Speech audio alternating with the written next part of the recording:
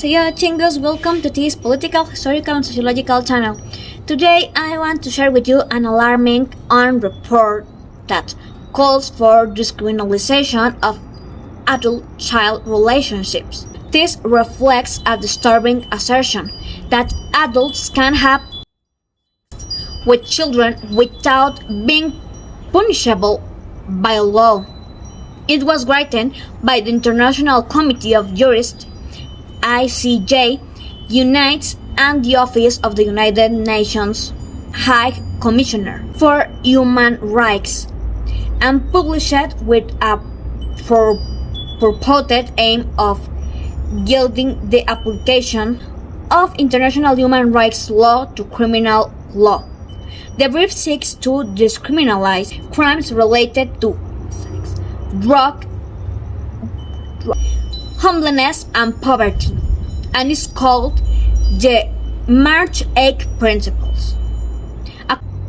According to one expert, criminalizing offenses related to those issues constitutes an attack on human rights. Criminal law is one of the harshest tools available to the state to exert control over individuals. As such, it should be a measure of last resort. Yet globally, there has been a growing trend towards over-criminalization. Ian Seiderman, Director of Law and Policy at the International Court of Justice, wrote in the press release, "We must recognize that these laws not only violate human rights, but the very fundamental principles of criminal law." In paragraph number 16 of that report, it textually calls for decriminalizing relations between adults and minors as long as they latter provide their consent. The Principle 16 talks about consensual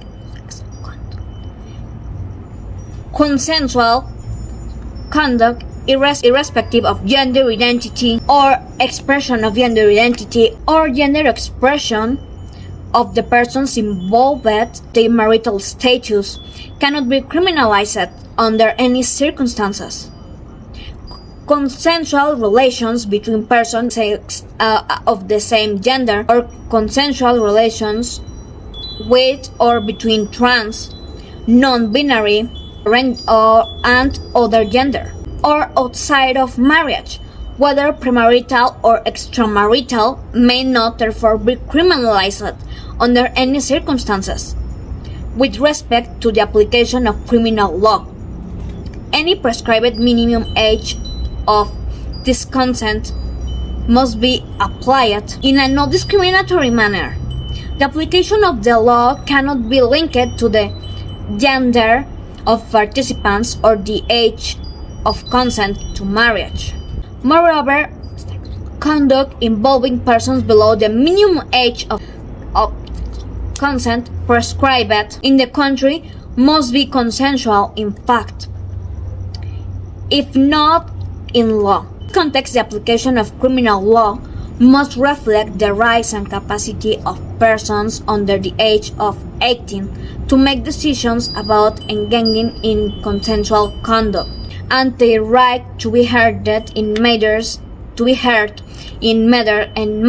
that concern them.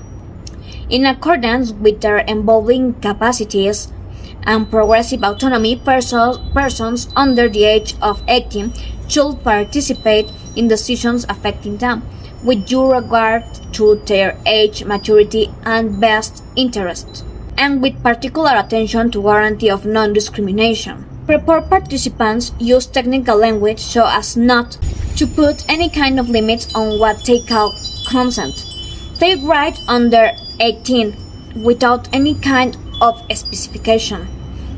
That is, we can be talking about a 16 years old adolescent or a 5 years old child.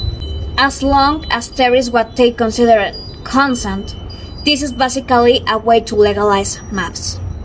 During the last few years, we have seen efforts by institutions, international organizations, left politicians, and the media to children. In the United States and several European nations, educational programs to introduce drag queen shows, books with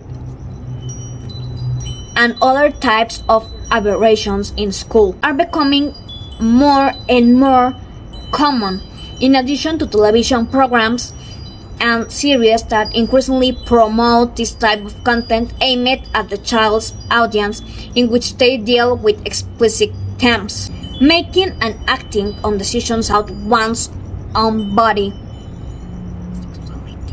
and reproduction, such as about pregnancy, contraception, including emergency contraception, comprehensive care, gender-affirming care or therapy. Why do they say this kind of people that have an episode in his life of depression, of insecurity, and really don't know if they like to be in his gender, that change of gender? Why, when we see a girl that is really skinny or that is really fat and have eat problems, we try to help them and see that their perception of reality is bad. Their perception of themselves that is wrong.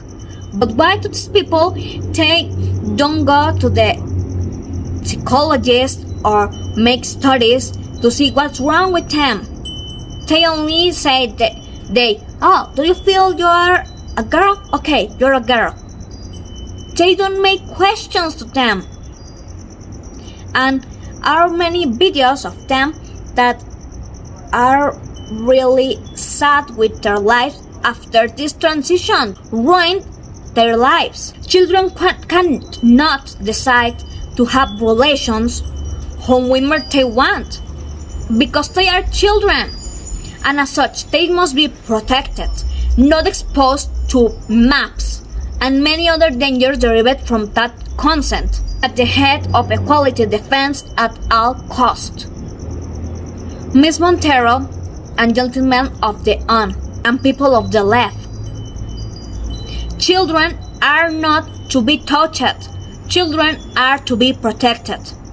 I would really like to know in the comments what do you think about this kind of public policy that can ruin our children's lives. I would really like to know in the comments. If you like, I would love if you give me a thumbs up, subscribe to my channel and share to get more people. Thank you very much and see you next time. Bye. 泣いちゃダメでも